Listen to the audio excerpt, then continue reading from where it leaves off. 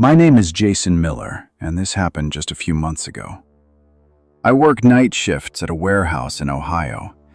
My schedule is completely flipped. I'm usually awake from around 6 p.m. until late morning, even on my days off. I try to keep it consistent so my body doesn't get messed up.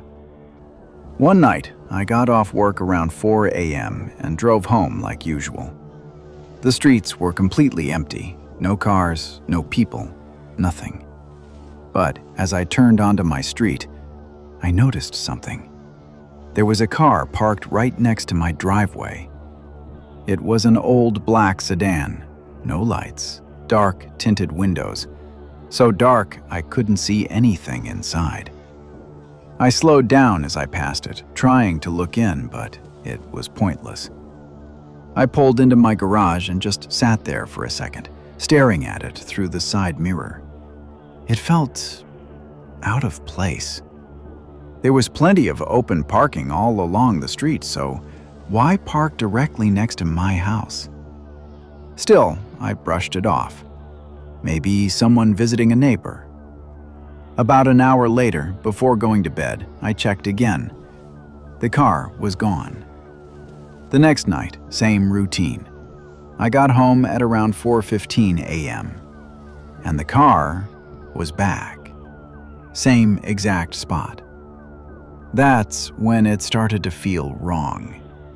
This time, after parking, I actually got out and walked halfway down the driveway to get a closer look. As I did, I swear I saw something move inside. Just a quick shift, like someone ducking down. I froze.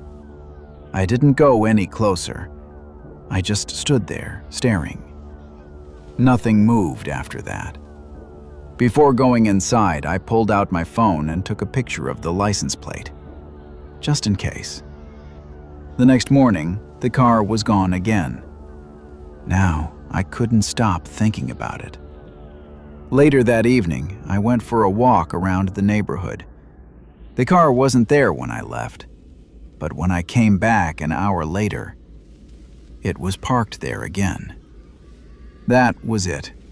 I walked right up to it this time and pressed my face against the window to block out the reflection. The inside was completely empty.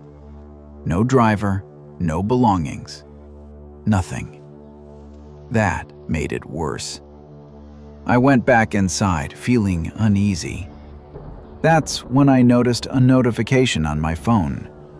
Motion detected from one of my indoor cameras. My stomach dropped. I opened the app and watched the clip.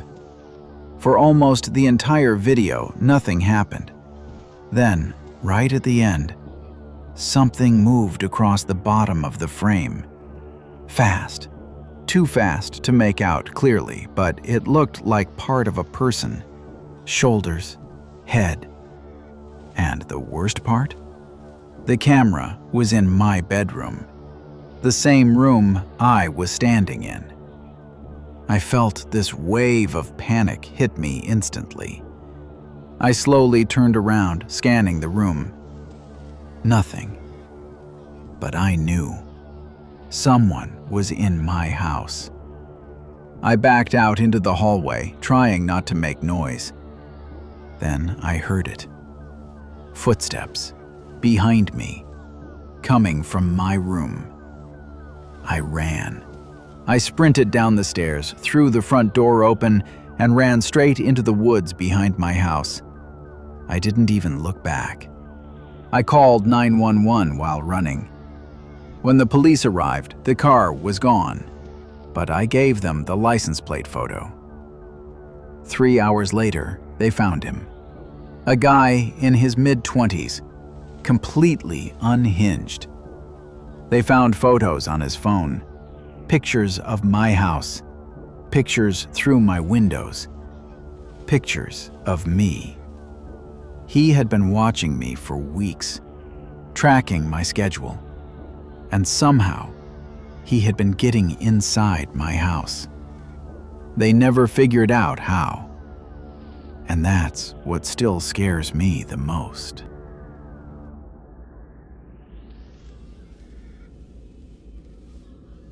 My name is Kevin Harris, and I used to drive for Uber in California. This happened during a stormy night, the kind of night where nobody wants to go outside. Business was dead. I'd been sitting in a parking lot for over an hour when I finally got a request. The pickup location was 25 minutes away, and the drop-off even farther. Normally, I'd ignore something like that, but I was bored, so I accepted it. The drive there felt strange. The further I went, the emptier everything became. No houses, no streetlights, just trees and rain. When I finally reached the location, it was just an empty intersection in the middle of nowhere. No one was there. I marked "Arrived" and waited. Then, suddenly, my back door opened. I didn't see anyone approach. He just appeared. He got in without saying a word. I looked at him through the rearview mirror. He was soaked, completely drenched, and his expression was off. "Are you Kevin?" he asked.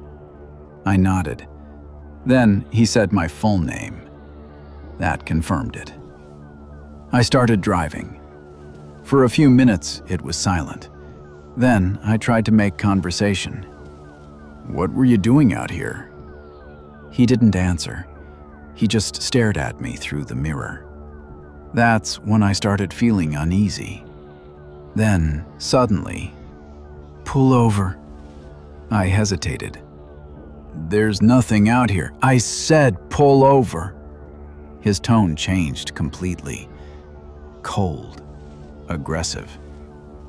I pulled over. He reached for the door, then stopped. His eyes shifted to my phone. The Uber app was open. I saw it happen. That moment of realization. His identity was logged, tracked. He hesitated. That's when I spoke. "Don't worry, I'll cancel the ride." I said it casually, like it was no big deal. He stared at me for a few seconds, then got out and walked into the darkness. I drove away immediately. I reported him to the police. A few days later, they called me.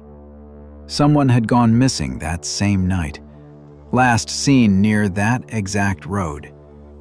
They never found him, or the man I picked up. But here's the part I can't explain. A week later, I got a notification. "Your rider rated you 5 stars. That ride was canceled.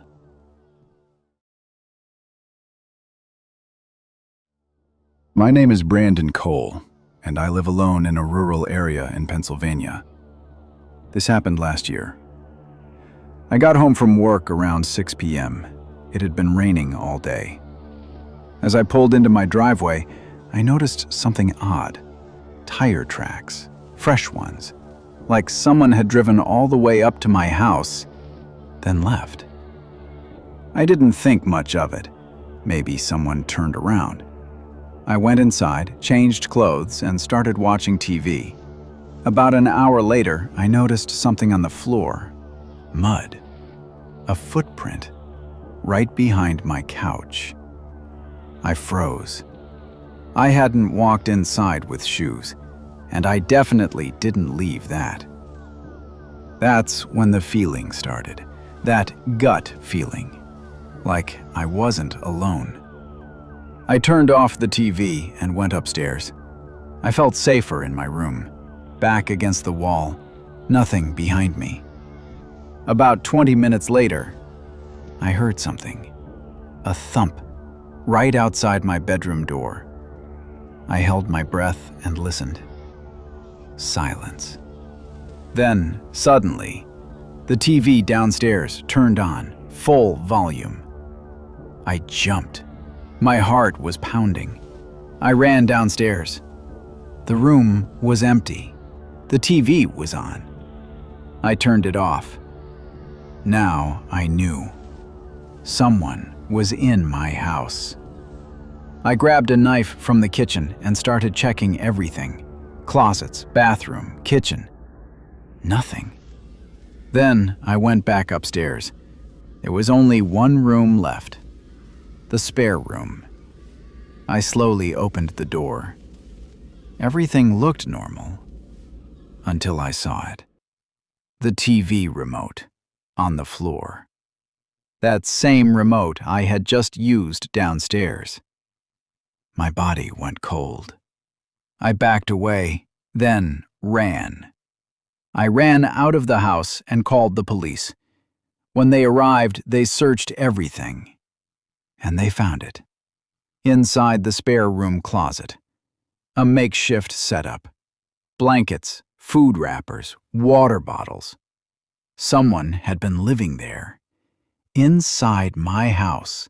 For days. Maybe longer. They also found a notebook with my schedule written inside, and the last entry said, "Tonight I talked to him." They think he escaped when I went downstairs, using the TV as a distraction. They never caught him, and sometimes I still wonder how many nights he was watching me.